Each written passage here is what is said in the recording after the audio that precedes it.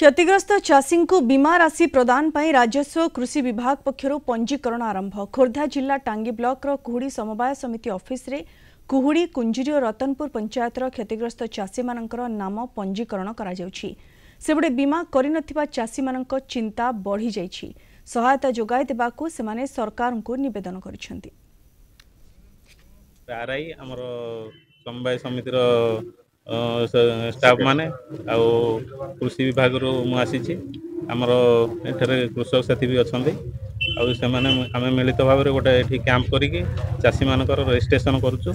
जेमिति हमर 1 तारिख दिया हैतला लोक माने जानि नाहाते अशिक्षित अंचल लोक माने शिक्षित नुहंती तांकर सब कथा फोन मध्य नाही एठी कहार लघुचाप पुणी आउ थरे मेघ आसिलानी जो माने अमल करनाहाती से माने भी धान मुंडई के बिल रे बसिचंती ओदा पानी से धान पछ पछ की भासुची सी कौन इठी आसिकरी इठी कौन इंश्योरेंस करिवे कौन करिवे से जो पंजीकरण करा जाउची से आप वर्तमान सुधा भी कार्य केते कराला 10-12 पर आ कार्यकारी हो नहीं सेथि पई सरकार को अनुरोध करा जाउची यही समय पंजीकरण समय सीमा बढ़िया गले बहुत भल होता चाषी माने उपकृत होते एवं विगत दिन मानक चाषी माने इंश्योरेंस करथिले एथुरु वंचित होइथिले।